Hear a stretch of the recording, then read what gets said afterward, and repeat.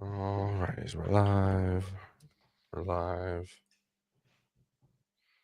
We're live.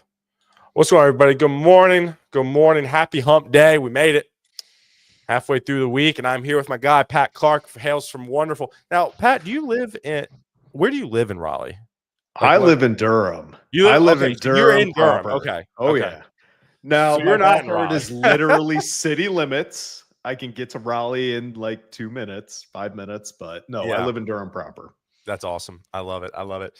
Well, for those of you tuning in, welcome. Say, hey, we'd love to hear from you. I know we are actively going live, so it's going to be a minute. Excited for this conversation with Pat. Pat's a fellow torker. We haven't quite figured out our saying, but One day it'll just come. Pat's a part of the family at Torque. So grateful for him and kind of his involvement. Also, this little dads in tech group I have, Pat kind of leads up the Raleigh chapter, if that's what you want to call it. So grateful for Pat to be here.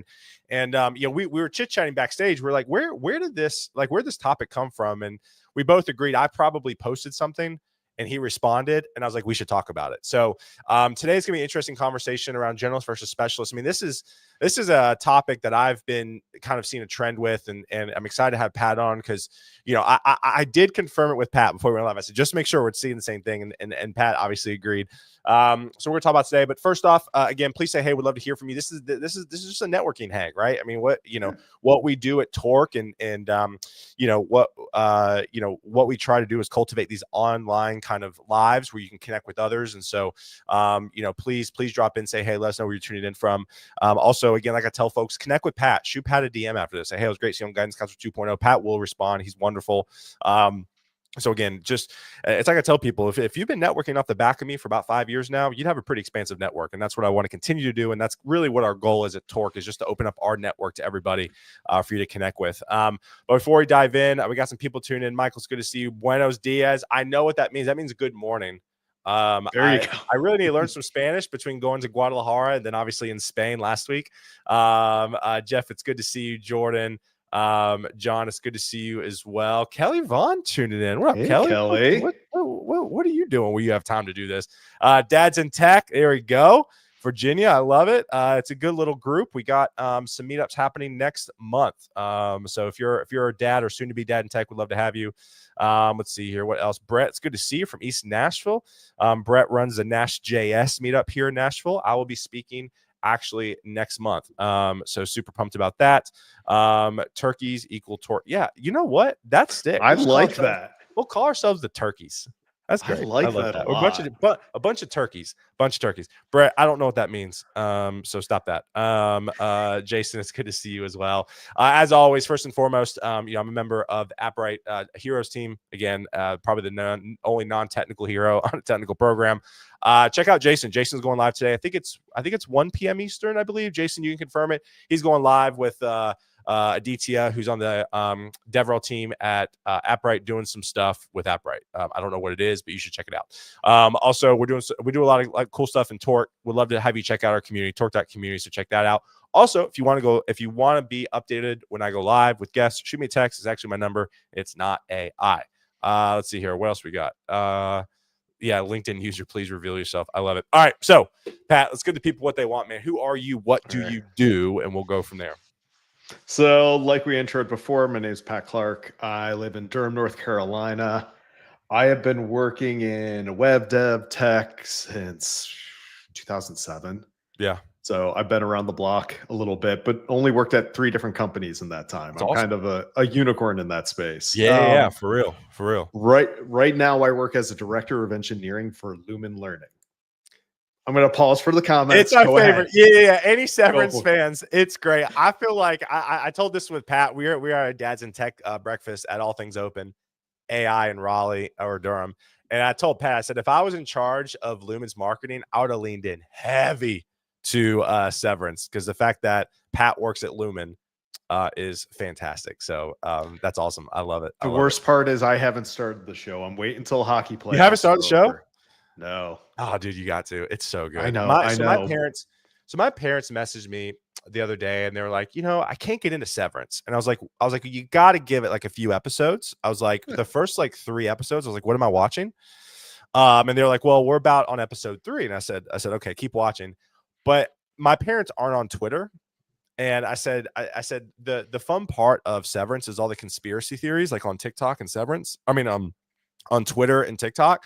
So I was like, you will lose out a little bit, since if you're not caught up in all the theories. So, but yeah, Pat, you gotta watch it, dude. It's great. I know, but I can answer Jordan's question in the chat. I'm definitely innie right now.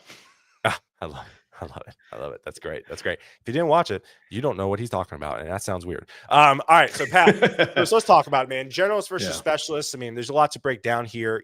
I feel like what I've seen when I was recruiting in like 2021, 2022, companies were just on a mass rush for hiring. If you could spell a few languages, you can get hired. Now I feel like it's gone back to we need a specific person for a specific problem. Just want to confirm with you that that's what you're seeing, and just kind of some initial thoughts, on your end. Yeah, that's what I'm seeing, and I think specializing in something, not a tool, not a framework, but like a language or a set of skills to do something like ops is, I'm sure, in high demand still. No matter how many abstraction services are out there, having a good ops person saves you money. Yes. So people love to carry those, but having a specific specialty will get you in the door. Yeah. Full stop. What do you think, like, for folks who are watching this, I know a lot of people ask me, they're like, well, what roles are hot? Like, what tech is hot?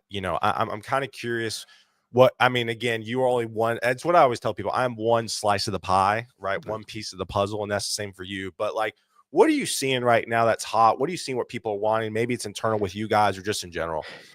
So I'll speak to ourselves. Like we're not in a position to hire. We're probably like many companies, but if we do, we're going to be flooded. And honestly, older tech. How many companies are going to be able to upgrade things? So can you jump into old? So we're a Ruby shop. Can you jump into Ruby? Can you jump into old Python apps? Can you deal with .NET? Yeah. Basically, being able to jump into old infrastructure will probably benefit you a lot in the coming. So, like, do you think people months. should like be going out here and learn? Because I think it's a conundrum, right? Because you have all these boot camps, they're like pushing all these front end developers. That's like we've reached max capacity for front end folks. I feel like, unfortunately, but it's like, would you recommend somebody opening up like a book for old Java or Python? I mean, like, what does that look like to prepare yourself for the job search? All right. So let me give you a personal backstory. So I started out as a front end developer. Okay. Like I was doing everything by hand. There was no frameworks. There was, you're just going onto a server and you're editing files directly. Sure. Now I can jump into backend code. I can jump into databases. I help architect code. Yeah. How the heck did I even get there? I was just curious and tinkered with things. So jumping into a book, if that's the way you learn best, do it. If you just need to find an open source project that dabbles with certain tech, do it. Just find your learning style and dive into anything that lots of people are pointing towards. Use systems like AppWrite maybe to help you learn how to actually put stuff out there on the web. I think there are these little things that you don't always get to do when you're at a larger company. Yeah, but there are plenty of smaller companies that need you to be able to figure out in a moment's notice.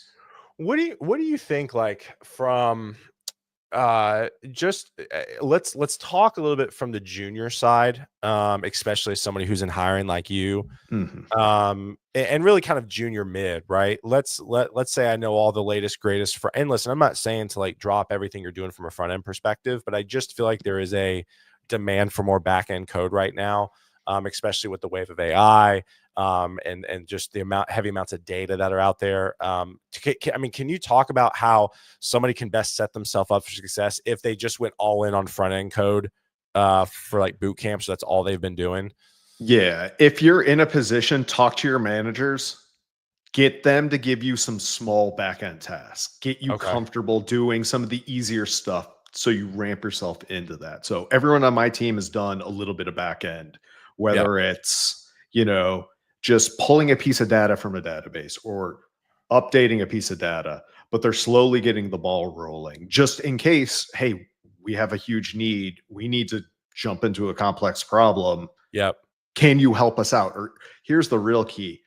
Can you help work moving while the other backenders are busy?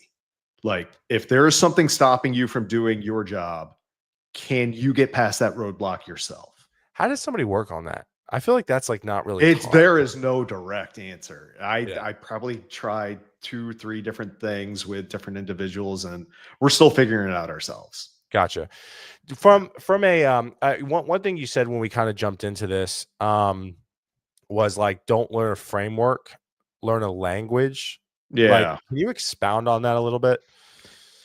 All right, so let's stay within the front end realm. Sure. React was the hot thing that everyone wanted, and everyone boot camps taught React. React is Yeah. a tool. It is a library. It's basically something that's supposed to save you from writing extra code, like Okay. rolling everything yourself, doing everything from scratch. And Sure. it's great. But this is where my conundrum with the idea of specialist versus generalist comes into play. If all I know is React and I don't know JavaScript or TypeScript, when I'm shown something that's not in my wheelhouse, can I Interesting. do anything? Interesting. Because I feel Yeah. like frameworks have been hot, right? Like Yeah. everybody wants, I call it resume driven architecture, RDA, Oh where it's yeah. like you have these all these engineering leaders that just want to like they basically want to put all the latest greatest frameworks on their resume that they help manage or whatever and implement. But like, but I feel like I've seen what you say, right? Is like, hey, I only know React, but then if I just if you get into an interview and they just ask you some basic JavaScript stuff, I have seen in the past people flounder a little bit. Yeah. Or you start over engineering something the way you know how to do it, and it could become harder for other people on the team. So then question marks and red flags get raised. And it's hard. Like there's no direct solution. So like me as a manager, I've got to figure out how I can help each of my individual, team Yeah, members. Because yeah. here's a true story, Taylor. 4 or 5 I like years true ago, stories. I I like would true I was stories. barely using any of this stuff, and I felt like I didn't know what I was doing, but I just had to get in there and kind of figure things out. I had a background of understanding how a lot of this stuff worked, and I had a Sure. long runway to learn some basic fundamentals that helped me. And a lot of people that go through boot camps just aren't afforded that courtesy, which Yeah. really sucks if we're being honest. Yeah, absolutely. I mean, I do think what has been hot is the framework side. Yeah. And I feel like now there's more of an emphasis on like, hey, we just need a Java developer, or we just need a Python developer, or we just need a JavaScript developer. Can you talk about um, kind of in your experience where people should go to be able to learn these things? I mean, because like for me, it's like we talk about reading a book. A lot of people I see are getting certifications. I don't know if that makes a lot of sense. I know open source projects, something we've talked about on the show. I feel like that's probably a good thing. I mean, when you're hiring people, I mean, do you look at open source projects that they've contributed to and stuff? When it comes to hiring, so it's been about 2.5 years since I've actually had an interview with anyone. We're looking to fill a Oh wow. position. Okay. So what Okay. I'm doing is the other thing. I'm starting to scout. If something were to pop open tomorrow, Yeah. who would I look to? And sort of like, this is a global networking. This is kind of Sure. piggybacking off of you. Yeah. If you know of a good developer that resonates and a content creator like some of your past guests, like I'm just going to throw Aaron Francis's name Sure. because I Yeah. know Yeah. I'm Right. personally taking some of his courses. Okay. Why? Because, all right, I may be a manager, but there's still a plethora of things I need to learn. You just have to find the right people and start to learn from them. And I then love that. make friends with their audiences. So just like Torque is for job seekers, Yeah. smaller audiences for people that learn things. Like you've been on with the syntax folks. I've learned tons from them when I'm too busy in meetings to actually know Sure. how to code anymore. Sure. But they keep me up to date in knowing what I need to know. So you got to find a secondary community to kind of matches your learning style. Yeah, absolutely. Yeah, you seem to be really big on learning styles. Can you talk about why that's so important for folks to be aware of that? Because one day your company is going to ask you to do X, the next day they're going to ask you to do Y. And to do the best thing for yourself, for your family, is just be prepared to roll with the punches. Yeah, So, we had a larger front end team and I had to let some people go, not because they weren't good. It was just a financial decision the Sure. company decided to make. Sure. So then you run into questions of, okay, I'm going to have all this work coming down the pipeline. Who can do it all? Or who is best suited to work with the people? And they're really crappy conversations I have to have with people, but it Right. all kind of plays and matters. Yeah. So if you're a curious individual, if you like to know how things work and you can just poke around at things and break things, I mean this legitimately. Like, being a good programmer, even being a good PM, is just knowing what you know and then trying to break everything around you, see what sticks, see what works, but then get a feel for, oh, I didn't realize if I did this, it's going to cause, Y Sure. to happen. So being curious, like people who can naturally jump or context switch between languages are going to be Yeah. the most desirable people right now because we can throw I agree. something at you and you'll I agree. deliver. I agree. How do you I get agree. to that point? Yeah, I was about to say, like, Just how be do you like how does one work on context switching on their own time? I was in Multiple 10 projects? Multiple projects, you think? sometimes multiple projects, Yeah. sometimes like I was in 10 meetings yesterday with 10 different contexts. And this is why people don't want to go into management. And Sure. to Yeah, that been I there. say, yeah, I get you. Yeah. But as long as you're curious about things, you want to move things forward. And here's the other thing. Don't feel like you have to know everything. You don't have to know exactly how every line of code works. If you've got the general idea of what a language is, how to read it, and a good concept of what an application does, what you can do is you can leverage AI to tell you, hey, what is this thing doing? Yeah. So you're not spending hours and hours and hours, and maybe you can get an answer in maybe 15 minutes instead. Sure. So it's Sure. like saving yourself some time and not feel like you need to know everything.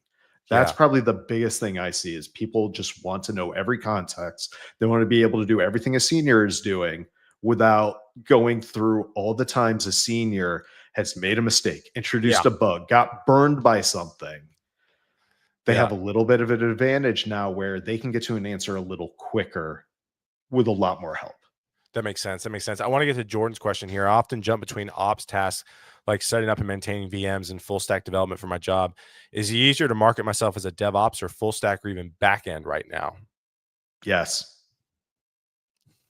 All If of them? Jordan, if you can do all those things, you're all those things. That's kind of why I hate marketing yourself as one type of individual. Am I a front end? Am I a back end?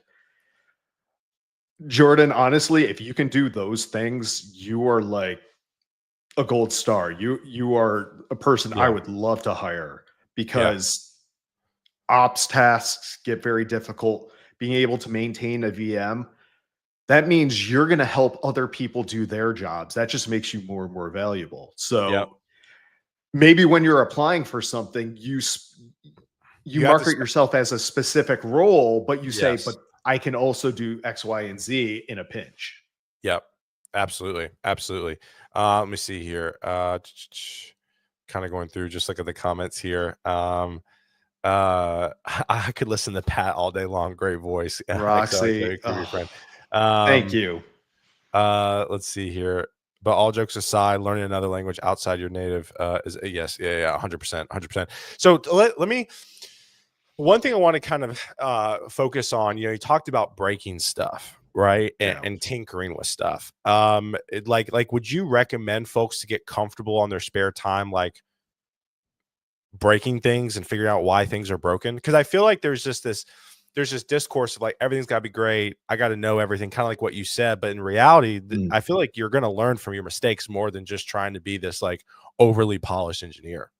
Yeah. I mean, getting in the door, everyone expects you to be polished and have your stuff together. But the reality is, once you get past that barrier, we're all just making things up as we go along. We're just Yeah. trying to get things to work today Yeah. and make sure they're good to put in front of a customer or an internal client or whatever it is. So, yeah, be comfortable breaking things and not exactly knowing how to put them back together. Yeah. Like in Yeah. the world of source control, you can undo all your mistakes with one button, start from scratch, and start the process over. It's like, Yeah. I know how to cook. Am I a chef? No. Am I a baker? No. But I know some fundamentals. But if I wanted to, I'm going to have to burn a lot of bread or make some terrible meals before I get good at Yeah. it. Right. Which Yeah. is why dinners in my house are kind of lackluster. Or just chaos. Yeah. Yeah. I love it. Yeah. I It's love it. just what can we get done in 30 minutes or less Sure. without doing a lot of prep work on the weekends? Sure. Yeah. I love How that. is I love that that. any different than being an engineer or really Yeah. any trade? Yeah. You Yeah. got to try some Absolutely. stuff before you can, from a marketing perspective or even a product perspective. You A can only hundred percent. gather so much information before you can make a decision and just try Yep. something. Yep, absolutely. Let me I kind of asked this question at the end about like what would you go back and tell yourself, but I'm going to frame it a little bit differently. Like if Mhm. let's say you woke up tomorrow and you were like, had to start all over again in tech, right? Like based off what you know now, and we could kind of get off the general specialist conversation a little bit, just talk about more networking and just general career stuff. What would you do, right? Because I mean, I think a lot of people view engineering leaders as they have it all together. They don't deal with issues, yada, yada, yada. They have it all figured out. I am kind of curious if you were to do over your career again, how would you get involved into tech at this point, knowing what you know now? Don't stop going to networking events. I love it. And I'm not So, paying him to say that for the record. no. I'm not paying Pat to say that. So, true story, my first proper job in tech, I got off of Twitter. I was, Your first I, proper job in tech you got on my Twitter? first proper job, I Talk was about that. playing around with, for any of the old PHP developers, I was using this content management system called Expression Engine. It still exists today, but it's in tech, you just don't hear people talking about that sort of stuff anymore. It's all you use a service or you're stuck on WordPress and your company never wants to move off that. I was just talking about it and someone locally, just DM'd me and say, "Hey, we're looking for someone that's doing this stuff and you're learning it. Would you like a job?" And we had a conversation. Oh yeah, Colin. I was in there deep and then I wasn't because, well, we could talk about that some other time. Sure, sure. Um, but then my next job, I lost that. This was around 2009 when it was kind of like a situation now where people were struggling to find jobs. It took me Sure. 10 months to find a new Oh, gig. really? It was because I knew someone from a meetup and they had an open position in hiring. And I, Crazy. I was hired over probably more skilled developer at the time Really? because I knew kind of who the finalists were, but it was because there was a comfortability with me. They Yep. knew me, and Yep. I ended up working at that company for 12 years. And I love That's those guys to this crazy. day. Yeah. That's crazy. Yeah, I Mhm. mean, again, I mean, I think, I mean, want to give you your flowers for sure. I mean, you are definitely very active, and I appreciate everything that you've helped kind of create with Dads in Tech in Raleigh. Mhm. But I do feel like a lot of engineering leaders kind of get to their point in their career and they stop networking. Yeah, I did. Yeah, And I was still in a position, and this is when, I was starting my family, had 2 kids, could barely form sentences, like full stop. I could barely speak, and now I'm on 10 calls a day, and now I'm chatting with you, yeah, Taylor. So yeah, it's yeah, it's wild. But no, just don't do it always to learn something. Just meet people and connect. Like you have them, you're going to a meetup because you have some sort of mutual connection. Find the other sure, connections because then you form tighter bonds. You and I before this, we were chatting about hockey. yeah, yeah, And absolutely. we both worked in tech and we Yep, both lived in the same area yep, and so now yep, we've got a real good relationship and yep, God forbid I needed anything, I could probably reach out to you 100%, or 100%. if you needed something from me and I'd be Yeah, right there for you. And yeah, it formed pretty quickly too. That's the yeah. other thing. It doesn't take much. Do you have any strategy? I mean, I know Render's coming up here at React Miami. Do you have any of your kind of own networking tips? Because I know you're big on meetups, and like I said, I mean, you're hosting Dads and Tech Breakfast, and you're active in the Torque Discord, and I mean, do you have any networking tips to share with others that you have found that kind of works for you in your career? just just be yourself, honestly. I mean, Really? I Yeah. once upon a time, I used to go by Patrick all the time because I thought it sounded more professional. I was just like, you know what? Pat's easier to type for I'm people. I'm, I'm Let gonna me start make it calling you easy. Patrick. I'm gonna start calling you Oh, Patrick. you and my wife, my wife and my mother. Um, just be yourself and just be curious about things. Like You keep ev- saying being curious. here's why. everyone in the world, including yourself, you could probably teach me something about tech, being the non-tech person that I don't know. You know Right. something that I don't, Right. and that really interests me. And Yeah. being curious about things just keeps your mind engaged. I heard something yesterday. I think it was from like Gary Vaynerchuk. People who get burned out are because you're always doing something that you don't want to do. Yeah. And that is Sounds like very him. relatable. But when Yeah. you're curious about something and interesting, you get excited Yeah. and it gives you a little burst of energy. Yeah. Absolutely. I mean, for me, like, I think so. We were hanging out with some friends 2 days ago, on Memorial Day, and the wife is a teacher. And I think one of the things that really has helped me in my entire career is being curious, right? And literally, she was like, kind of like working on something on her computer. I was like, "What are you working on?" She like started to talk to me about all school stuff, and I was like, "That's awesome." I was like, so like, and I know she speaks at conferences, like educational conference. I was like, "Are you speaking anytime soon?" She goes, "No, but like I'm actually going to get a paper published in some education thing." I was like, "Oh, that's awesome. Like, tell me about it." Right. And she started to kind of, yap on, what the paper was, what was it for. And I was like, "Is this your first time having this done? Do you have so 30 minutes later, like we're still talking about education. I don't know Jack Diddley about education stuff. Right. But because I was curious, we had a meaningful conversation about what she does, right? And I think when it comes to networking, and I think, I mean, obviously you did this very well too, but if you don't have to know anything about anything. And that's why like people are like, "Oh, like I'm terrible at networking." I'm like, "Well, if you're terrible at networking, that means you're just bad at asking questions and want to be curious with other people." Yeah. Yeah. Because everybody Just wants to hear asking a themselves question. talk. Everyone wants to hear themselves talk, Speak for especially yourself. especially tech nerds. Oh no. So true story. I had to start a podcast with some friends because I never talked. I've never felt comfortable talking. So I had to force myself to kind of learn it. And it was a skill for me, Yeah, but I eventually got better. But I love asking questions because I don't care. We could be talking about hockey. You just saw your first hockey game for the first time. I've been playing, coaching, reffing, yeah, yeah, watching since I was a little kid. But man, you know something that I don't, and I'm just tell me what you're loving. yeah, You can feed off of other people's excitement and energy, and that's yeah. why I love some of the community aspects. It's not about necessarily learning, finding my next job, but eventually you're going to fall into that just because Sure. you can make some genuine connections with people. Well, man, you said it. You said it so great when it comes to like hiring and why you were hired is that there's a comfortability.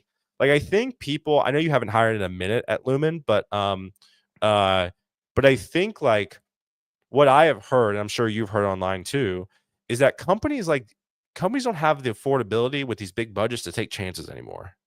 No. And so, like, if they know you, they know of you. I mean, like I said, Kelly, Kelly and I had a conversation. Well, she came on with me live, and she was saying how like she would actually rather read LinkedIn posts about technology that she's hiring for more than your portfolio because it would get her familiar with you more. Mm. And it's like I feel like just people want to work with people that they feel comfortable with. I don't know if that's right or wrong, but that's just it is what it is. This is what It it is. is. If you're a good company and have good hiring practices, you can filter out am I just hiring a friend or am I finding someone who's a good fit? It doesn't have to be a perfect fit. I think we Right. need to get that concept out of our Say minds. that one more time. That was good. Say that one more There time. is no perfect fit for any job, just Yes. like any relationship. Is it Yes. good? Can we work together? Can we be engaged? Can we, at the end of the day, can we, keep the lights on, keep the paychecks coming, and take care of whatever we need to take care of in our life? I mean, Roxy says it here. Listen, I mean, listen, I mean, you can't be bad at your job and still get hired right now, but Yeah. there is definitely a little bit of a person. I mean, Kelly's still here. Kelly, it's good to see you, girl. We need to get you back on the live. But yeah, like I want to know you. I want to know that person, right? And again, like when we went live together, like that's what she said. She goes, I'd rather look at your body of work. We were talking about kind of posting out, building in public, blah, blah, blah, blah. She was like, I'd rather look at that because that's from you instead of just your resume, right? And I just feel like there needs to be a little bit of a paper trail of kind of who you are and what you've done right now. And it's like I talked about in my talk last week. The moment you can turn the interview into a conversation is huge. Prime example, when I was interviewing at Torque, the final round was with the CEO, Mike Morris. And I knew that Mike played hockey. So I got on. Most of the leadership at Torque, they're all from Boston. So like I was about to say, I know they're all from Mass. Like literally one of our sales guys, he plays A in Boston. And he's like, you should come and like sub for us when you're up here. I was like, I'm not playing A level in Boston. That's a whole nother level. But like me and the CEO, Mike Morris, we just hit it off. We really talked about his kids, ice hockey. His kids played at Centennial, which is where I play in Nashville.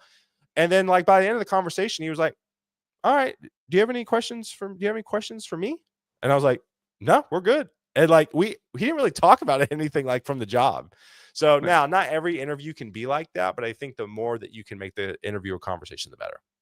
Yeah, for sure. Fully agree. It's a two-way street. And if you don't feel comfortable talking with people, it's probably not a good fit for you. Yes. Ooh, I like that. 100%. I think having the awareness to basically be like, hey, this isn't a fit for me. Here's the deal. Here's what I say. If you can be in a spot, now I understand finances are hard. Not everybody can be in this mindset. But if you can play the game of like, hey, I don't need this job and approach it from that perspective, obviously be engaged. I'm not saying about being a dick, but like approaching the interview and being like, and really like approaching it with like a realistic framework, I think you'll have a better interview because you won't be too high and you won't be too low. I feel like a lot of times in interviews, it's like, oh my gosh, the greatest thing ever. And then sometimes it's like, well, that really wasn't a good conversation, but I just need a job. And so then you're trying to like battle upstream most of the time. Yeah. And you're trying to figure out, well, what am I motivated by? And like, sometimes you just have to take a job because you need to. We've all done it. Facts. Yeah. Facts. And, I'm never going to discourage anyone from doing that. But when you're in a position of strength, you're comfortable, but you're dipping your toes back into the market. Yep. Just see, hey, I'm just out here checking stuff out. I'm just browsing. Yep. But if I get a connection, if I'm finding not necessarily a rapport, but this feels like someone I could talk again and maybe talk with on a regular basis, well, you might have something there. Exactly. I agree. And it comes out in the interview for sure. It does. For sure. And what does that have to do with generalist or specialist? You're kind of both. It's just, can you do what we're asking you in this moment? Yep. But more importantly, then can you make your impact either with an individual or with the quality of your work? Yep. Absolutely. All right. So we're about at time. So David comes in and goes, I've had interviews, like a friendly, engaging conversation and had good vibes afterwards. Yeah. Listen, I'm not saying that if you vibe with everybody, you're going to get a job. I'm not saying that. But what I'm saying is I bet it was a more fun interview than it was the opposite way. Yeah. Right. And hopefully you stay on a short list for a company. Like good people that we've interviewed. Yeah. One of the last people we hired still on my team today, she went through a round with my boss and then we had an open position. I was like, hey, we're not posting this quite yet, but would you like to re-interview with me? And they were like, yes. And it's been a fantastic relationship. Yep. There you go. Yeah. Again, I always tell people, always be kind and grateful. I'm not saying Dave wasn't that, but like always be kind, always be grateful.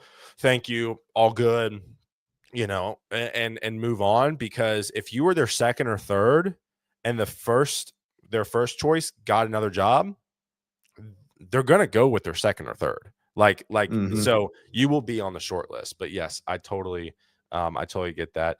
Kelly comes in here. Ending on a good note does mean something. In a high competition interview process, I remember those interviews when I vibed with someone who didn't make them. Again, Kelly's done a bunch of hiring at a previous spot called Spot. So yeah, absolutely. And again, Pat's great. If you want to talk hiring, Kelly's great too. I love it. Kelly, thanks for tuning in today. All right, Pat. Last round robin here, as we always do. First off, I always ask, are we a coffee or tea drinker? Neither. I'm still a soda drinker. Oh my gosh. Okay. Well, this completely went off the rails. I saw a whole argument on TikTok yesterday about hot coffee versus cold coffee, and that was great. So that's always what I ask. But you completely what? Okay, well then let me ask you this. Then what's your favorite soda? Like what's kind of your... I'm a Pepsi kid.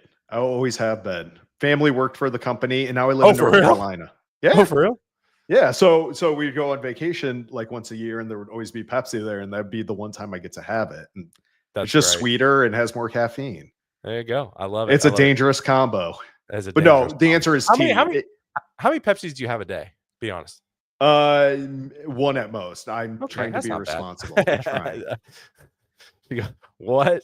Blasphemy, uninvited. How did you? Oh, someone must be from Georgia. Yeah, absolutely. Understood, Kelly. No, awfully, deeply uninvited. Pepsi. Now, Pepsi is like licking a sugar cube to me. Oh yeah, like just it's brutal. All right, next question. Since that completely went off the rails, I've never asked somebody coffee or tea and they go Pepsi. That was completely unhinged. But everyone's gonna remember that about me now and hold it against me. So I love it, man. Build the brand. Build the brand. Gotta be Pepsi. Everybody goes, we can't be. People are losing their minds in the chat. That was crazy. All right, next question. I know you mentioned Aaron Francis. Do you want to give a shout out to anybody else in the tech community who you're following, who's doing cool stuff, whose content you're consuming? I mean, obviously Aaron's putting out just banger after banger right now. Yeah, I'm gonna go in the other direction. Richard Choi. I love the way he is making connections with everyone. Torker, Richard. Oh, yeah. Just he is meeting someone different every day while he's doing the thing. He's doing the thing. He's doing exactly what I say. Meet somebody, have a chat with them for 10 minutes, take a picture with them, post it, tag them. It's crazy. So yeah, I love it. Yeah, Richard, shout out to you. You're crushing it. People are still going on in the chat, by the way, about Pepsi. I love this. RC Cola. Tab over RC. Tab? I don't even know what Tab is. I saw Tab in a grocery store once upon a time, like 15 years ago. The branding on that looks awful. Oh, yeah. It's why you can never find it anymore. Oh, really? I love it. All right, next question. Anything you're any tech I know you're in management, but is there anything you're tinkering with on the side that you're pretty pumped about right now? Internally trying to figure out if an MCP server is a fit. Okay. Like dabbling into AI, trying to figure out, does it work for a specific use case? So I'm one of those. I wait. AI has been it's just been a buzzword for the last 2 years, right? Yeah. But things have settled to the point where there's actually some concrete stuff that you can work with a little better, unless it's your full-time gig. I'm working at a company that's trying to figure out, can we integrate this into a product without raising our prices for customers? I'm starting to look into things like, MCP servers and seeing, oh, is this a fit? Is this something that we could use for some internal use and then our customers get some benefit? So that's what I'm tinkering with right now. I love it. And then final question. Obviously the show is called Guidance Counselor 2.0 because guidance counselors in middle school, high school, and college, yada, yada, yada. Now as adults, we don't really have them. What would be your biggest piece of career advice for young Pat? I know you said networking, but is there anything else where you just want to double down on networking? No, let's say draw on past job experience. If you've worked in food service, you're going to use those skills in tech. You talking about context switching? That's context switching. Go work in the restaurant. Go work in retail. Being able to work retail. I did restaurant and retail. I have salespeople that want to bring me on sales calls, and I think in the back of my head, what are these people talking about? But it's just because I can just have a conversation and just kind of lay things out for you. Like, I saw on TikTok that like millennials don't have world wars. They have retail, restaurant, and tourism. Oh yeah. So some people go, I served in 2 of the 3 wars. That's really funny. I serve too. Yeah, no, I mean, yeah, if we're talking about context switching, I think that's great. I always ask, I did not ask the people I hired, but I have asked people when I was at Vaco, when I hired my teams, if they've worked any service industry job. They always have a different motor about them when it comes to sales than people who have not. Yeah. Like I look for people who've played sports competitively and people who've worked in HRTM. It just works. It works. So, all righty. Well, the chat just went berserk. So, again, Pat, thanks for coming on, buddy. I appreciate it. Everybody go connect with Pat. He's on Twitter. He's on LinkedIn. He's obviously drops into the Discord sometimes. So definitely connect with him. And again, appreciate y'all hanging out. Tomorrow, I have Jacob Evans on the show. Jacob got his most recent job because of Twitter. He actually made a post. I just slid into his DMs. I kind of know of him. And he was like, I was cold applying. I wasn't getting anywhere. And then I just started going for the ask on Twitter. And he just landed at a company named WHOP, WHOP, who's actually like blowing up right now because of their YouTube videos. They just, the YouTube channel just hit 100,000 subs. But their business model is around helping entrepreneurs kind of scale their businesses. So, so I'm hanging out with Jacob tomorrow. So if you want to know how to use Twitter better for your job search, we're gonna dive into that tomorrow. So, Pat, appreciate you, my guy. Stay on so I can say bye to you backstage. But y'all have a great one. Thank you. We'll see y'all tomorrow morning. Peace.